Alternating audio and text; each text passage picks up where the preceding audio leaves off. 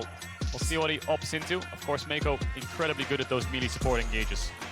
I'm not gonna lie to you, buddy. I'm still really worried about this Cloud9 draft. The last two picks, yes, they have some hard CC, but the Thresh is locked in for EDG, the Maokai. It's easier for them to sort of just start these fights with the engage.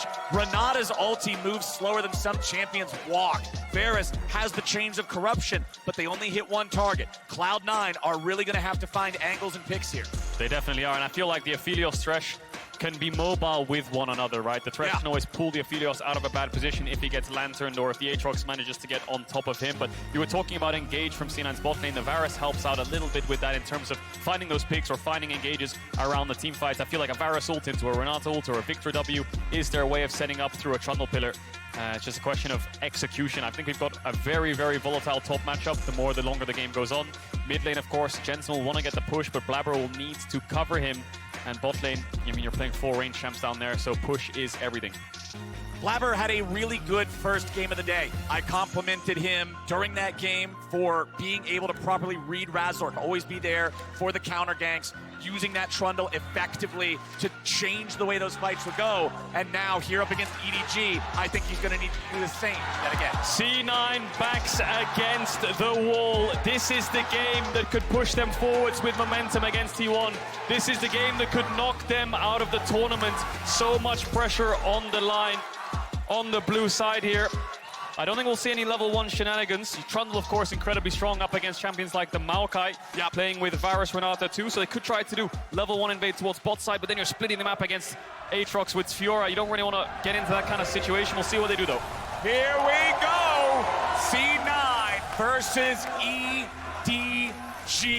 It is a must-win game for the North American representatives and for the team from the LPL. You know they want to stay tied at the top there with T1.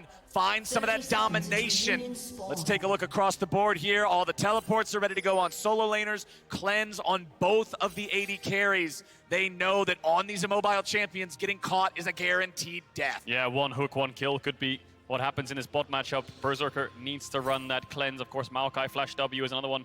The Gravitum too, just making sure he's safe. That ward in the middle brush should help C9 get the early bot push, depending on where jungle starts. Looks like with Blaber being up towards his blue buff, that's where he will start. As I said, he's running down. Might go for a red start. Try to help Fudge out a little bit in these early stages, or maybe just do a full clear to top and then backtrack on the level 3. But the Thresh has a lot of innate kill pressure. The Renata more so poke and push. Of course. We are starting bot side as well. Renata does have the ability to find the bailout. If the fights get really scrappy, really close, you can turn things around with that. But it's only good if things are close. If EDG can run the show, then it doesn't save a whole lot. Jensen far forward here in the lane, just having complete control over the wave. You can see Scout just sitting slightly out of vision range there. Now he's gonna walk up, make sure he gets EXP, farm whatever he can. It's Berserker and Zven into the bottom lane first, but Meiko and Viper can show up in plenty of time to not miss any EXP. And we're just gonna start trading minions. Trading minions, jungle mismatch. Thresh will need that level 2 before he goes for any crazy old lanes unless jungle's hovering around. JieJie could be a bit crazy here and do blue drop into bot with W, but looks like it's just going to move towards his wolves. There's the hook. Oh, finds Berserker, gets cleanse at level 1. Yeah, Berserker just running past the wave there into EDG's bot lane's face and just starts hitting them. So Meiko manages to burn that summoner spell, but C9 can control the wave because of this. Can use these early summoners to force lane push. And Berserker will have that level 2 first alongside Zven. Jensen similarly stacking these waves into the melee matchup. Can look for poke here. C9 going to do their best to try to chunk Viper down. He's got a couple pots in his inventory. And Blaber, who's pathing bots on his 3 topside camps, will finish off on his red. Don't think there's any bot diving windows here. Maybe with an melee support they could look for some kind of crazy 3v2 dive, but we'll see what Blaber does. Still a long way away till the crab spawns, but he's moving his way into this bot side of the map. There's a ward that will spot him out. We'll see if he goes through lane or if he goes through river. Looks like he's just covering for now. Yep, making sure these guys can get this pushed up. That's the responsibility of the jungler in those situations. Zven is hooked. Meiko sets it up. Viper knocks them down. EDG make them look foolish. C9 hovering for some kind of dive there, but EDG don't even flinch. Just instantly go on to Zven as he walks up, and he was tanking the tower with the ignite. By the time he flashed out, the tower shot was already in the air. He falls, and JieJie has been full clearing all the meanwhile. while his bot lane has been winning. So great start here for EDG. EDG in the bottom lane, a 2v3, a pause coming off of first blood at 3 minutes into the game with the money on Aphelios. Oof, so yeah, only 3 minutes 45 seconds into it, and the pause has come through. A lot of things to talk about really for both these teams, because Flandre, for example, this is his first game of Fiora in summer. Mostly leaning towards things like the Nara and the Gangplank. When you think of Fiora players, you think of players like Ale and Breed and the Jaxes of the world. Flandre never really struck me as that kind of player. It strikes me as creativity and reliability. So we'll see how he performs on that champion, but it's an early bot lead, like you said, for the side of EDG. And with that early bot lead, that EDG did not have to commit extra resources to. They were the ones in the 2 versus 3 underneath the turret. Well, now that opens up the possibility of, hey, maybe jungler can just go top, help out the Fiora in this Aatrox matchup, really tilt that one in your favor as well. And then if things get dire in 2 separate lanes, all of a sudden, you're just in total control. You are, and when you think of Thresh, you can play aggressive with the Thresh, land the hook, flash flay, it's very aggressive champ, but it's also a very defensive champion in the sense where their jungler wants to play topside and get the Fiora ahead. With bot having a lead already, what they can do is have Viper push out waves with the Lantern, the Thresh quite far away with the Lantern at the ready, and you can kind of push waves in despite being in a numbers deficit. Obviously, you can hover around mid in case there's a 3v2 as well, so we'll see how Meiko plays the map, but for now, looks like we're in the pause, but we'll give you updates the second we know them. Yep, I've been told that there is some sort of peripheral issue on stage. League officials are investigating. I don't know if it's a keyboard, a mouse, whatever it is, but hopefully we can resolve that one nice and quick, get ourselves back into the game. Cloud9 are down about 1,000 gold here early on just because of that kill. You're getting first blood, you're getting assist money. You've got the leads like you were talking about too. JieJie just full clearing. He's like, okay, Blaber gave up some early efficiency in farming to try to move, shadow that bottom lane, protect them as they shove up. It ends up just biting them in the butt because of that Thresh. And so things are a little problematic now. Yeah, it's great for JieJie. And if you think of EDG and how their split's gone, subbing in Junjia towards the end of the regular season, fantastic early game standouts on things like the Trundle and the Poppy. And JieJie struggled a little bit to adapt away from the Viego Wukong meta. Vi was his basic band-aid to fix those kind of scenarios. But the Maokai full clear is great for him. Doesn't really have to look for anything crazy in the level 1 to 4. Doesn't have to overforce flashes. His bot lane's winning. Can do a very happy full clear and then look more towards the team fights. Of course, Scout has COVID in isolation right now, won't be on the stage, but hopefully we get these peripherals fixed as soon as possible, and hopefully Scout gets much better as soon as possible. But it's going to be a tough task for C9. I think top lane is where they'll now need to focus because the 3v3 just seems incredibly hard. Covering the Varus on pushouts, farming with Q max range, and then looking for heralds on this top side is probably what their focus will be. And covering Jensen is really important. When Scout ticks over to level 6 on this Akali, they have so much kill pressure. One Maokai flash W and he's as good as gone. Right. And Blaber needs to juggle the mid lane push towards a side lane so that C9 can play on 2 lanes. In their first game today, Jensen did really well on the Orianna, on the control mage. The shockwave that found Razork in the EQ combo that set them up to get the Baron. The fact that he was always willing to aggressively trade to enable those super mega death rockets. Viktor doesn't have quite the I'm going to guarantee my damage with CC type of combo that Orianna does with the ulti, but I'm still going to have eyes on Jensen to be that big team fight damage. And my concern more so is up with the top side. Aatrox is not a pure fighter, all damage, like I'm only gonna build Glasc. He's a bruiser by nature, but I find him closer to like the Jax or the Fiora, those fighters, than I do to something like an Ornn.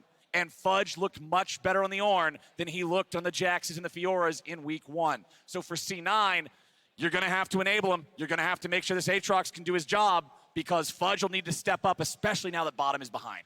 Oh, he definitely will. And the Aatrox can run rampant in fights with a lot of mini-champs. C9 up against 3 mini-champs and a Thresh, which is relatively short range. So Fudge should be able to jump into these fights, has a Renata ult behind him, has a Viktor behind him. So if he can control space for his team, then they will be able to be a death ball in a sense up against EDG. EDG's engage. It's reliable in the sense that you have a Maokai flash W, but it's quite hard to pull off because it's very it's very obvious when it's coming. You know, if Maokai's stepping up or there's roots behind him with the ultimate, that's what you have to be scared of. They have a really good pick though. Thresh Maokai, when they control vision in one side of the jungle, EDG will pounce on you. C9 need to be very careful. I think mid lane is, like I said before, they really need to make sure Jensen's safe. If EDG have bot push and Thresh is hovering mid and Maokai's around on Akali level 6, Jensen can't even walk up. He's even probably diveable at times. So yeah, C9 needs to get one side rolling as quick as possible. It is a terrifying situation, but as the situation here with the peripheral issue continues, we're going to toss things back over to the State Farm Analyst Desk. Thank you very much, Captain Flowers. Unfortunate pause here between Cloud9 and EDG. As was mentioned, peripheral issue. We've got officials investigating. They'll keep us apprised with any updates as they become available, and we'll get you back in the game as quickly as possible. In the meantime, though, we can talk about a couple things. Not just the draft, but First Blood as well. Let's start, though, with what each of the team came to the table with. Emily? Yeah, so we talked about Meiko's Thresh. He gets it here again. As we'll see later, it's a difference maker in that Pretty bot good lane. at that, champ. The other thing that you see from this draft is actually Maokai and Fiora being picked at the same time. So, you know, Maokai's going to be going into the jungle, Fiora going into the top lane. This isn't, like, obviously it's picked into the Aatrox first pick, right? Mm-hmm. This isn't a pick that I would think of as a Flandre staple. Yeah. I'll just say that.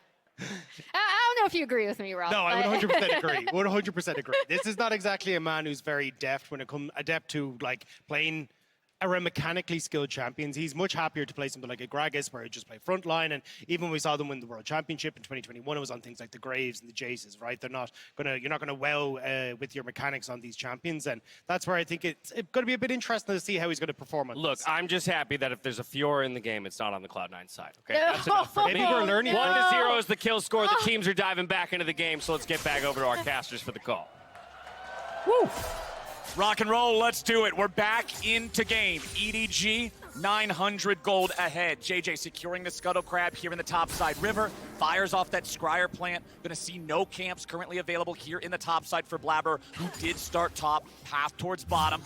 And now up here in topside, Fudge versus Flandre early. It's a nice early lead for the Fiora. It is indeed. 10 CS lead will be able to crash his waves. Looks like Berserker and Zven gonna freeze this bot wave as Viper needs to base and pick up a couple of items. He'll pick up the Moon Quiver as he comes back to lane. Berserker gonna base on the freeze, pretty smart to match, or at least try to match the couple of the items picked up by Viper. Now Blaber's moving into this top side. He has backtracked, full clear towards bot, skipped Krugs, got the crab, and now he's moving up here. We expected him to move towards the top side of the map with the bot 3v3 now being losing. The question is, can he pull off a kill? The red buff's still up. Q3 from Fudge finds its target. Blaber's made his way in. He's just gonna step up. The Infernal Chains are already out there. The parry, it works. Scout's making his way up. Throws out the Shuriken, and Blaber and Fudge have to back away. Yeah, Flandre using the W2 pullback there to stun Blaber. And I think he would have been fine in the 1v2 regardless, but Scout there has a lot of kill pressure if they overcommit. And look at JieJie now from base, taking away Blaber's Krugs, taking away bot camps, putting vision down. Saplings in your bot jungle are always a pain to deal with. Not the start that C9 would have wanted. The control the saplings give you, just the ability to know when somebody, they're like a little mini ward, the power available to EDG, and now they're bringing a party to mid lane. Hey, Jensen, knock, knock, here comes the LPL, here comes EDG. Viper has 2. The setup is just so easy, isn't it, with the Maokai Thresh? Just flash W, land the hook on his flash. If he doesn't, you'll chain CC anyway. And that's the power of the bot push we were talking about in the pause, that they can move towards mid. And because Berserker was freezing, that frees up Meiko to make plays like that. Absolutely brutal for Jensen, who falls to the 4-man play. He will hit level 6 first here in the mid lane, but there's not really an opportunity to do a whole lot with it. Scout's just gonna get that wave shoved up. Jensen will fall back to farm. Flandre is going in topside. The riposte will not find the stun, but the timing against those Infernal Chains is so easy. It really is, and as soon as that stun connects, he's dead. And level 6 Fiora will proc all her vitals from her ultimate. She'll chase you down. So Fudge just picked up the play to steel caps early on in this lane. Alternator for Scout with the level 6. A lot of burst, a lot of dive potential. Here we go again. Are they going to be able to pull it off? Scout needs to crash the wave, so he has to invest a W for energy regen to do it. Here comes JieJie. JJ's ready to go. There's the Chaos Storm. JJ's low. Jensen looking for the outplay here. Scout's at 100 HP, but Jensen's at 50. He survives the dive. Oh, EDG's mid-jungle playing with fire there. The wave was so small. They only had a brief window before they started tanking. They don't manage to get Jensen down despite landing their full combos. EDG lucky to get out there. Jensen having to respect the smoke and back away. A shuriken tag means death. So he's just gonna make sure that wave shoves out there. He's got very little health to work with. He has no teleport. Yeah. He's got Blaber right next to him to make sure he's safe. But they're afraid. They're afraid that JJ's regen on a camp and he's hovering around to stop the push out. Actually, they're gonna stop their bases. They know they need to get this in. Scout hasn't yet based himself, so he needs to stay around and catch his wave. JJ is gonna recall, so both mid laners able to control the waves the way they wanted. Okay, C9 will crash that one in. Jensen can get back. It won't hurt him nearly as much to not have that TP now. Blaber going back into his own jungle. As you can see, JJ's recall has afforded him his Ionian boots of lucidity. The staple for tank gameplay in the jungle, going to allow him to make more of those moves. Back up here in top side, Flandre just continuing. Look at the farm. Cagel 69 to 49. Nice. The Fiora is just starting to run away with it. Yeah, almost 20 CS lead now as Fudge catches a little bit off that wave. And look at the minimap. You can see that ward on the Raptors, the red ward, that ping from EDG, as well as the sapling on the blue, basically gives information as to where Blaber is the whole game. As he blast coned over there around 10-15 seconds ago, spotted by the sapling. As he walks into his bottom side jungle, spotted by the ward. So EDG have kept track of Blaber the majority of this game. Flandre is consistent top push, and the 2-0-0 on the Aphelios is giving EDG a bot push. And they can always collapse towards mid. They can always hover towards Jensen's lane, and him having no flash makes the game so hard. So C9 needs to force a play with a numbers advantage. It looks like the Herald is just going to get started up here on Vision with Meiko in mid. I think EDG should be able to collapse here quite easily. Sven's on his way up. Yeah, EDG ready to answer this. Fudge still only has half HP in the top lane 1v1. Blaber has to get away now. Yeah, they threw the control ward down on top of the ward, but they still started it, like you said, with Scuttle Crab still there. Yeah. EDG was ready. Cloud9 can't just do that. And now JieJie will keep planting these saplings every chance he gets. Always on the lookout, always providing extra information. As Blaber and Zven step up, Blaber's getting grabbed. He'll probably just die here. Scout goes back in. They try to get him with the bailout. Instead, it'll be two. Zven with the flash away. Meiko, don't miss. Meiko makes it happen around the Herald. We talked about the strength of their picks from their jungle support, the amount of CC that they have. Meiko landed onto Blaber, landed onto Zven, gives 2 kills over to EDG, and they get the Herald as well. Fudge forced the base because he knows that his jungle support just died. He has no cover on this top lane. He could be dove at the click of a finger, so Flandre will get 2 plates. He's 30 CS up. The map is in shambles for C9 right now. 3,500 gold at 9.5 minutes into the game. Cloud9 is getting absolutely destroyed here by EDG and by Meiko on this Thresh. It was the final pick of the draft, and it is paying off. Let's watch again. Really monstrous pick. Instant hook into the box. There's the Maokai route. Blaber has absolutely nowhere to go. And then beautiful Meiko sets it up next to Scout. Zven flashes. Hook connects. 2 for 0. Happy days, and Meiko is just such a standout performer, and he has been for so goddamn long. 7, 8, 9 years, just constantly at the top of his game. Hook champions, especially engaged champions, is where he shines, and we're seeing it right now. Total gold, you can see a lot of red at the top of that chart. Only just now has Jensen barely got a bit more money than the EDG jungler, and that will be a problem as we head further towards the mid game. We still got 3.5 minutes left on plates, but if we're talking plates, we're talking EDG hasn't lost a single one yet. 5-5-5 across the towers. Dragon started up here. Viper's just gonna pull it out as JieJie comes from base to assist.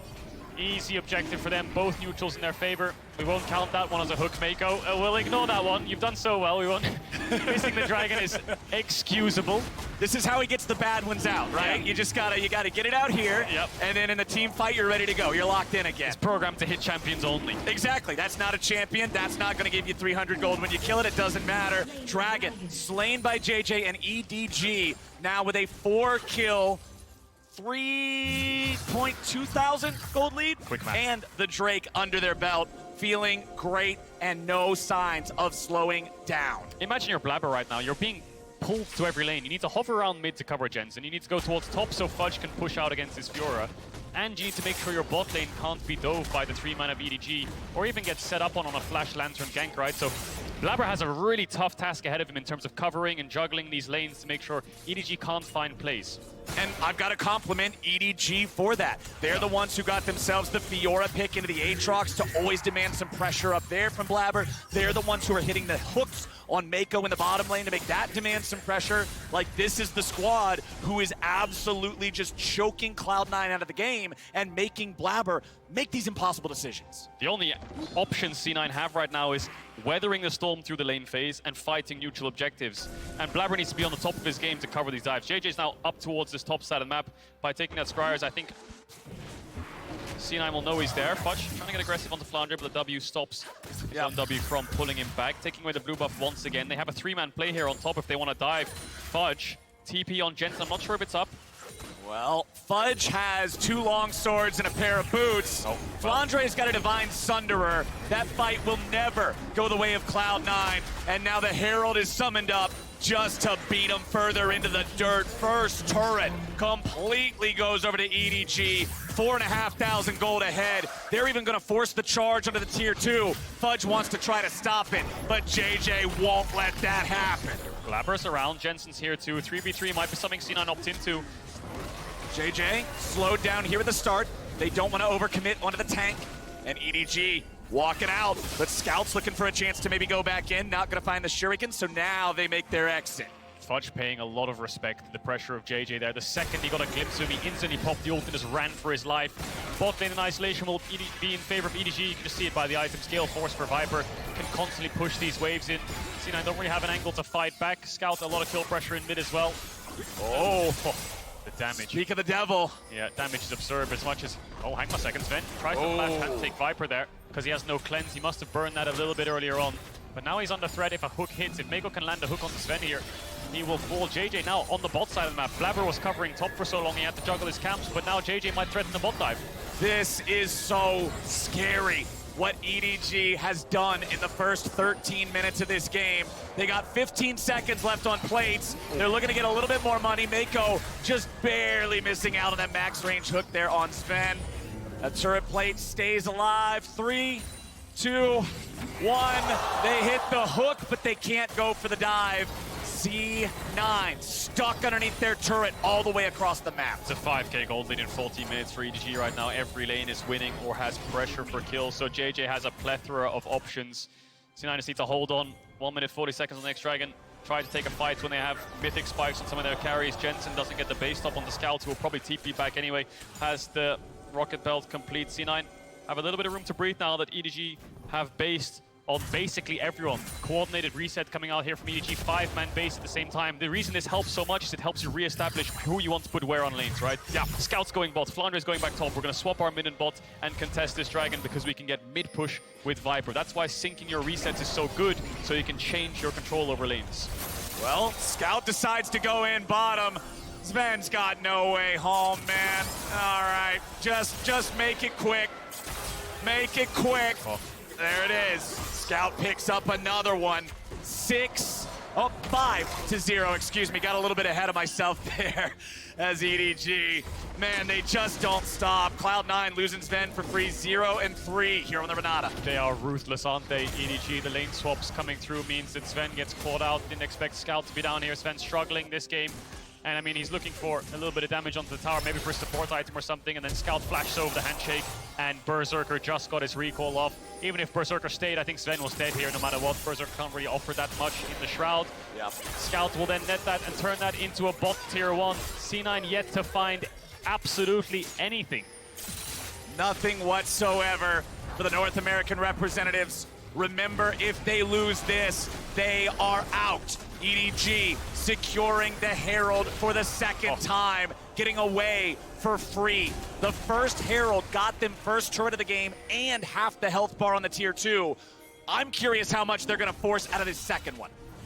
They can just herald wherever the hell they want, really. Bot tier 2, mid tier 1, Dragons up, they can start that. C9 have no response. Fudge has the TP and Flandre doesn't, so that's a window for a 5v4, but they don't have any vision. I don't think C9 see absolutely anything on the maps. Blaber's looking at this Dragon Pit blind, and there's no real way to walk in. Thresh hook hits, a Maokai W out of the bush, you are dead, and they have no pushing lanes to go through either. C9 will now finally get the mid push as Viper is around the Dragon, but Jensen stuck under his tower. Fudge wants to push out top. It's a 6,000 gold lead now. Was 5,000 2 minutes ago. A couple minutes later, another 1,000 in the pocket of EDG. I mean, it's just so much at this point. EDG has to make some kind of an error. Cloud9 are at a point where it's not enough for you to play good. There has to be a mistake because the gold advantage just creates so much of a climb. The cliff is just vertical. It's only getting steeper and steeper and steeper. EDG will just keep choking you out of your own jungle and pushing you back. New York rallying behind the hometown heroes. See if C9 can find any kind of strength, any power to fight back against this dominant, flawless squad of EDG so far. Viper switching over to the 360 no-scope guns. These ones can be very, very scary if you hit you with the ulti. Take out half your health bar with the follow-up auto. Oh yeah, but nobody from Cloud9 is going to step up and challenge.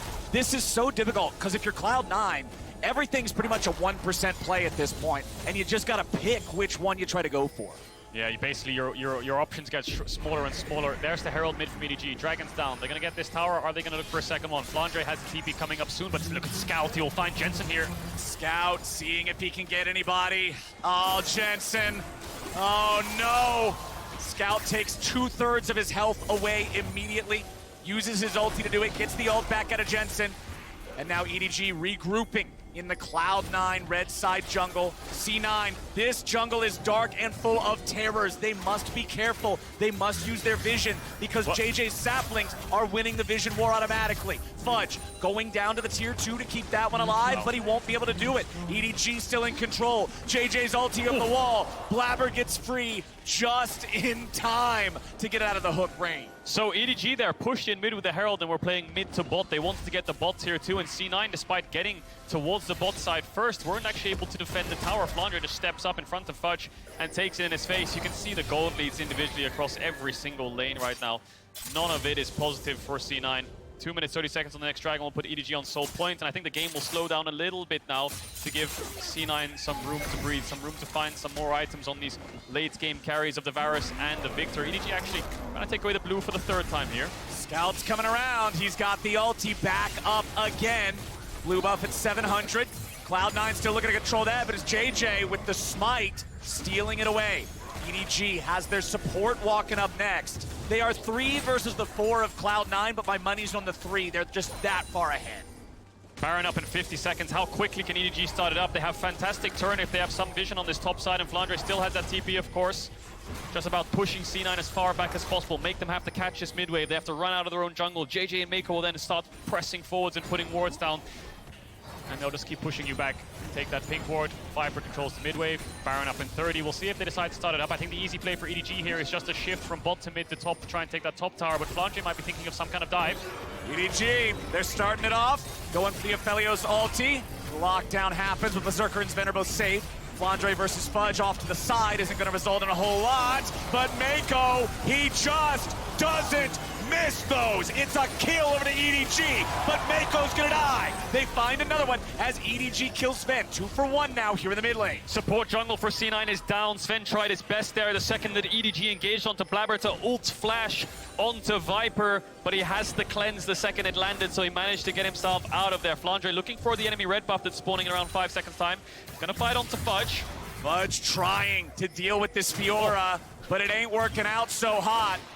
He'll walk away from it, but he doesn't have a lot of HP to work with. They can pass the red buff off to Viper so easily. The entirety of Summoner's Rift is owned by EDG because of Meiko hitting hooks like these. Pulls Blaber in. Viper dishes out the damage. There's the ult flash from Zven to try to land onto Meiko and Viper. They do get Meiko down, but Viper with the Gale Force forwards just absolutely melts through Zven. And then EDG decides to back away. Mana bar's extremely low and wants to reset to pick up items. Ooh, that hook doesn't connect. 30 seconds on the Dragon. Flandre looking for Zven here. Zven, no flash. Doesn't have vision on him just yet, Flandre. But again, like you said, owning every side of the jungle. 9,000 gold, 21 minutes into the game, 7-1. EDG looking incredible here in their first game of week 2. And JieJie with control over that Dragon Pit. He's got the opportunity to throw more saplings down, more control, more vision, more information, more for EDG. And they're gonna bring more bodies down to the bottom lane and look to give more deaths over to Cloud9. Maokai ult hits the front line there as Fudge shows up. Flandre taking a little bit of damage, not worried at all. Dashes back out of the chain. Viper goes to the ulti. He hits 5. A lot of damage flies out. Berserker's already low. EDG have them trapped. Blaber tries to get back to the rest of the team. Scout goes in. C9 are stuck in the execution alcove. And EDG just got 5 for nothing. C9 are wiped. Their hopes and dreams are crushed as EDG circle around them like sharks and pick up all 5 kills. They're going to put themselves on soul point as well. The nail in the coffin would be the Baron, but EDG can't pick it up just yet. Keijo, these guys are playing like they've won Worlds before or something. You would have thought, huh? You would think something like that might have gone down, and EDG are making absolute meat out of Cloud9 here in this game. 12,000 gold up, soul point, Baron's the next stop. These guys are a machine. They really are, and they're bloody well oiled. I mean, it's C9 trying to contest this soul point, so Fudge TP's in. They try to zone away Flandre, but look at the pincer they have here. 2 from topside, Flandre from the right, Scouts from the left. They have nowhere to run. It's only the alcove in terms of space that they can work with. Viper then steps forward and starts hitting the front line. Good W there by Flandre to stun out Fudge, but the Renata ult misses Scout, manages to dodge away, and it's him who just deletes straight through Fudge and Berserker with the R2. And when Berserker falls, Viper can step forwards and all of C9 fall. What a heart drop of a moment for Cloud9 when you're all stuck in that alcove with 1/3 HP and you know what's coming, and it's not gonna be a good time. Really isn't. So now it's Baron, 12,000 gold lead. C9 are still in it. They have one more fight left in them, but it's gonna have to be a miracle if they want to turn this game around. They're going to group up, though, because they know the only way to win this is just numbers advantage. They're looking for Viper. Oh, Zven's in some trouble, though. Viper getting a ton of damage. Viper getting away. Cloud9 getting crushed. EDG get a double kill back over onto their AD carry, and Cloud9 won't find a single man. C9 play aggression despite being so far behind. They tried to get the kills. Jensen. Scout just looking to style on him a little bit. 1v2 gets it done. EDG will get the Baron off that almost certainly, and C9 lose 4. They tried to just overcommit topside and tried to kill Viper with 3 members, but Viper has the sums up. He manages to get out. That was just a throw everything at the wall and see what sticks kind of moment, and EDG slapped everything away and nothing stuck. Baron for EDG. Flandre's pushing in mid. C9 have nothing left. It is 15,000 gold, nearly a 1,000 gold lead for every kill they've got in this game. 16-1 the kill count for the reigning champs as C9 tried to make a move and EDG just wouldn't let him. Berserker just ult flashing forward there onto Viper, trying to get everything on top of him, but the bailout doesn't come through in time because he can't get the kill. Viper kites him out. Blaber's then stuck after Glasc going over without the flash, gets melted by EDG. Flandre TP's in to help out his team. And I think that was the last play C9 really had to find a way to turn this game around, because Jensen fell, the Baron's gone. There's nothing for C9. And at this point, if you're Scout, you're just letting them know. You're making a point out of it. 1v2, diving through there, finding the enemy mid laner. I mean, Blaber knows it's over, right? They're just seeing if something works. 0.01% chance. This time around, EDG are flawless. You're just throwing the ball all the way down the field. You're just going for that Hail Mary. It doesn't work. It's not like it was expected to. Fudge goes through the Hex Gate. He's immediately killed. Zven's out next. Berserker's gonna drop. Scout gets away. EDG, they're marching to the win. They're about to knock Cloud9 out of the tournament. Flandre is running forwards, pushing the mid jungle of C9 back. There's nothing left to do here. It's all EDG.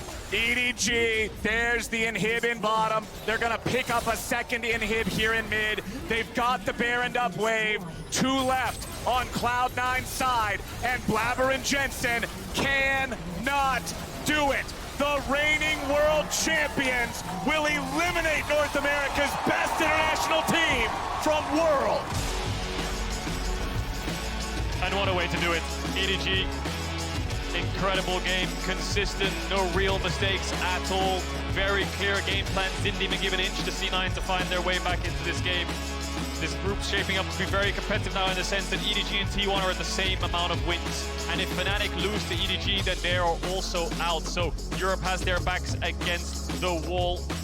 And going up against this team, this one we just watched right here, these 5 guys, that is terrifying if they continue playing like this. The draft was set up great. We've got a counter pick top, we don't gotta worry about it. Bottom, we got a playmaker ready to go. They counter the move from Blaber and just get the kill in the 2v3. And then mid, Scout's just ready to scale up here on this Akali. He's always a threat against the Viktor. They bring up the Goon Squad to take Jensen out as well.